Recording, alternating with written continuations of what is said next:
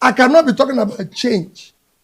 I cannot be talking about something new while being process of the same thing. You cannot use the process of yesterday to build tomorrow. I've never been involved in any form of rigging of election at primary level, at the election itself, and after that. No, I've never been part of paying people in judiciary or anywhere to give me judgment that I do not deserve. I've not been part of this. You can go ask the last INEC chairman. I never met him for one day because he's a referee. I'm a player, and I expect the referee to come to the field and do his job very well. If he chooses to do it wrongly, so be it. But I cannot be preaching change and doing the same thing.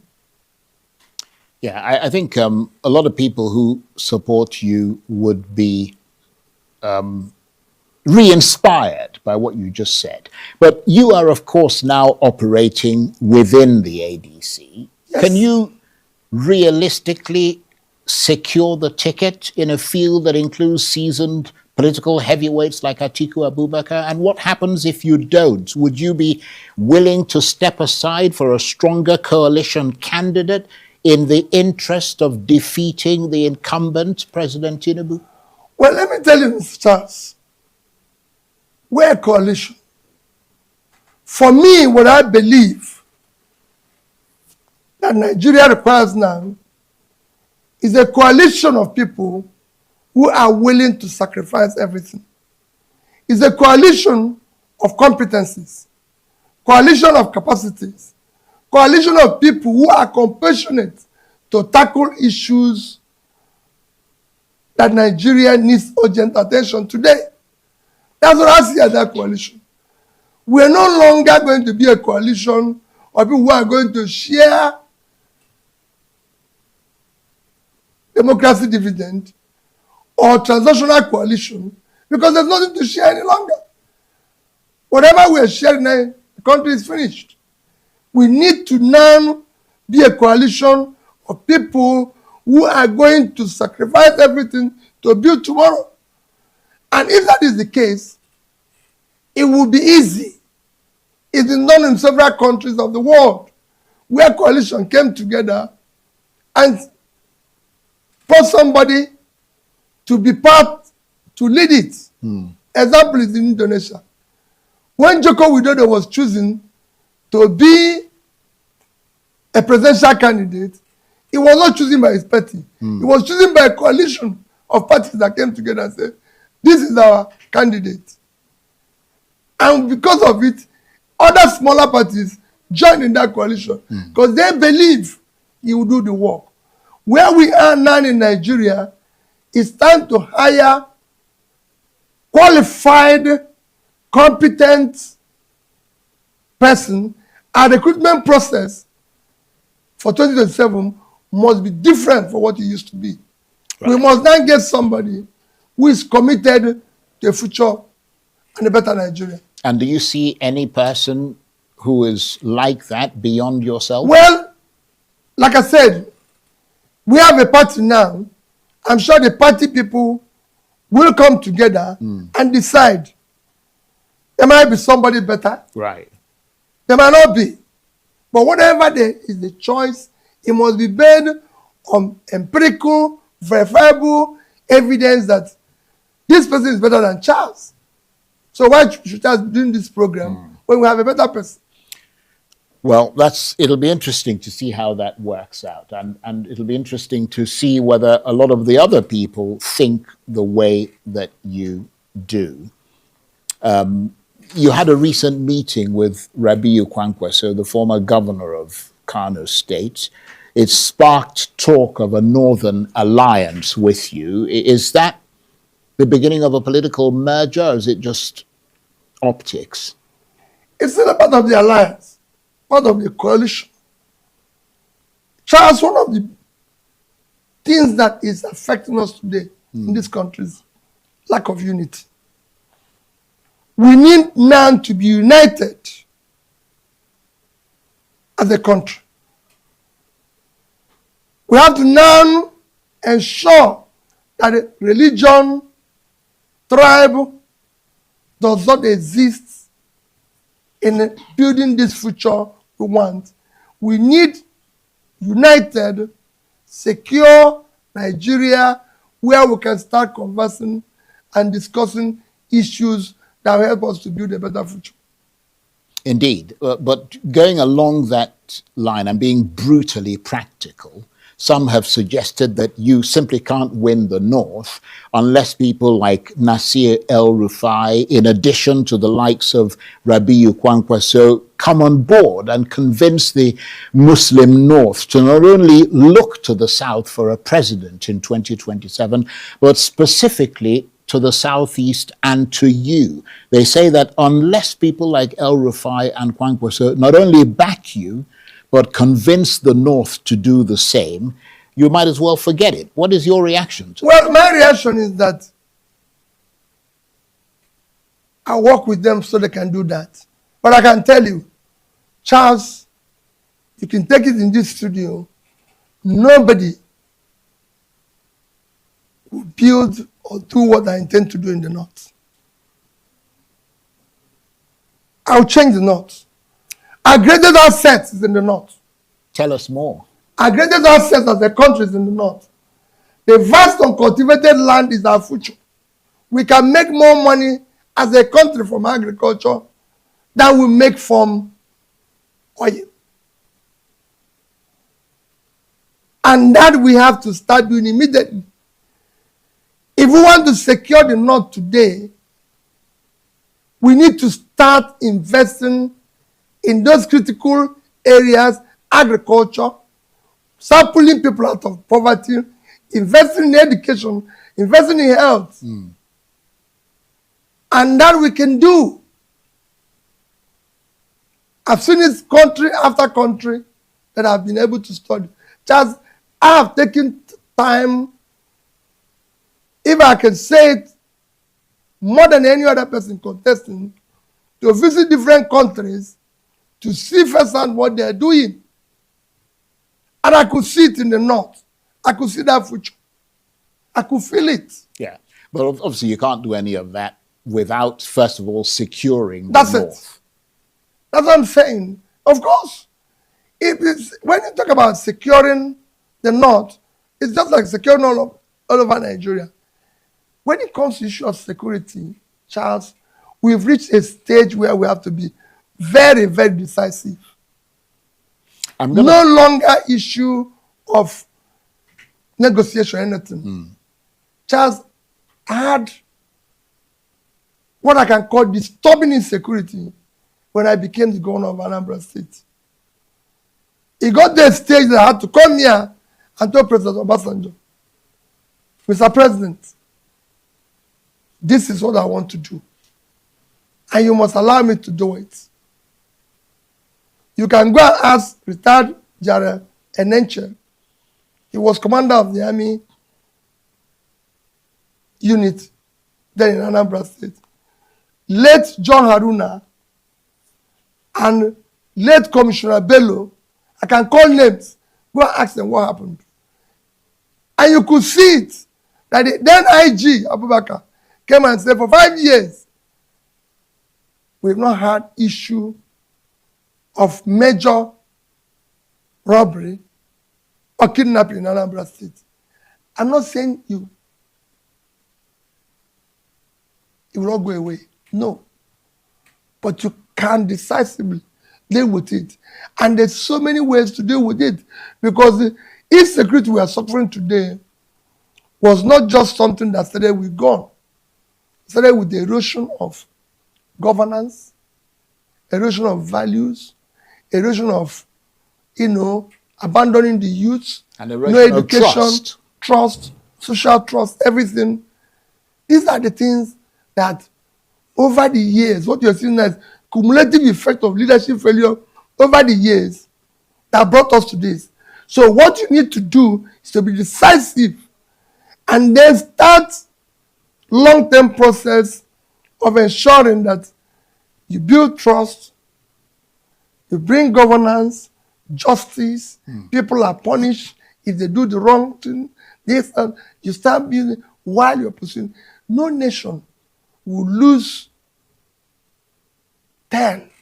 about 10 of its senior officers. I will not declare war. Charles, I'll declare war. You have, obviously, you have to become president in order to do these things that you're talking about. And as I mentioned, you need people like, El Rufai, Rabiu Kwankwaso, and so on to go into alliance. Not only two of them. No, I know. I'm going to be in the many north. more people. I'm going to be in the north. Yeah. If there's anywhere any leader should be touring today, it is the north. Yeah. But talking about El Rufai, you've described his detention as political persecution. Completely. Arguing, any day, anytime. Right. You argue that he returned voluntarily, should be treated with dignity under the law. But this is someone who was one of your fiercest critics in 2023. That is not true. But is now, like you, aligned with the ADC. So let me ask you this. No, it has nothing to do with aligning with the ADC. Yeah, but is your position... No matter what, even if what is happening to him today happens to somebody that is not in ADC, I will say the same thing. Right. Charles, we have to build, there should be civility and order. You wrote somebody and say you're inviting him. The person voluntarily decided to come back on his own, gave you a date. You went to the airport and said you are arresting him. He was outside. Right. And then all of a sudden, you said, because he said something in TV or this, he's being detained. It doesn't make sense to me. Charles, a person can be investigated. If you think there's mismanagement of money belonging to Kaduna State, and you've done your investigation and followed the trail and see where the money went to and everything, you go to court, prove your case, and have the money refunded. You do not have to start running up and down, creating issues and all that. It doesn't make sense. Most of these things we are doing, this drama we are doing, in saying we are pursuing corruption, for me, it's nonsensical. Just I said to everybody, I will fight corruption to where it will be very, very minimal. And that starts by you not stealing, right, your wife and your children. If you do that, you cut it by 50%. Right. Well, and I'm saying something I have practiced at a subnational level. And I've challenged people. I've done it in this studio. Said, show me, just 2 days ago, I was talking to youths. I said, somebody came out and said, I was a contractor. In a gathering I went to Noncha. When you were governor, we were paid without giving anybody anything. And I said, ask him and ask any contractor. If any contractor will say here, Charles, me and him have sat down the way I sat with you, and I told him, put this for me, I will stop politics today. Right. Well, we're running out of time. This has been a fascinating discussion with you. You have spoken consistently about prudence, about reform, but Nigerians are facing deep economic hardship and punishing insecurity at the moment. What are the first 3 decisions you would take in office that would immediately change the trajectory of the economy and of insecurity in this country? Well, insecurity has spoken a lot. I won't tell you everything here, but I'll be decisive. And people will see, they'll feel it. And I'm not going to lead from the back. I'll be in the front. And everybody will see, because if you cannot secure your country, you have nothing to offer. On the economy, we'll deal with it head on. We'll deal with the issue of corruption and waste. There's too much waste here. We'll deal with it. We will begin to ensure that whatever we are doing will be transparent. Nigerians will see it. Charles, this government came in, removed subsidy. Said because they don't want to, they were borrowing to service it. Removed subsidy in petroleum, subsidy in electricity, and that the resources they will save will be used in development. And they turned around, Charles, and borrowed more money. When Buhari came in, our borrowing was 13 trillion, about 13 trillion. When he left, it was 87 trillion. Today, Charles, we are hitting 200 trillion without anything to show for it. Subsidy is removed, both in petroleum and power, and yet we've borrowed more. Our budgets are not financed. Charles, the entire 2025 budget, capital project, the contractors are being owed.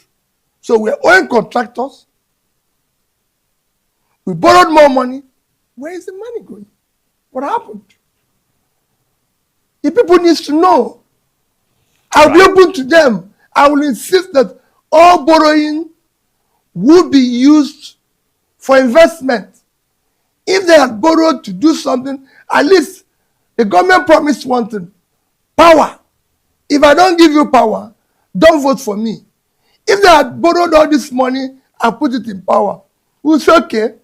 But I can tell you, from 2015 to date, no new plant have been commissioned or in process of being commissioned by the APC government. And it won't happen soon because it takes a long time to build. Countries like Indonesia, between 2015 and 2025, added 70,000 megawatts. And they are now doing 2025 to 2034, 69 megawatts.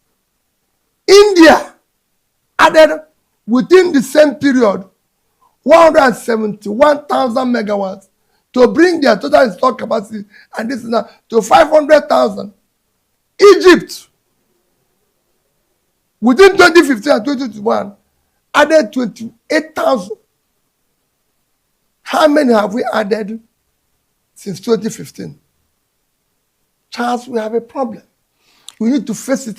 Right. We're almost out of time, but let me just say that the APC and, of course, the Tinubu administration have a right of reply. So if they feel like they want to come and respond to the things that you've said, Arise News is always willing to give them the opportunity to come and do that.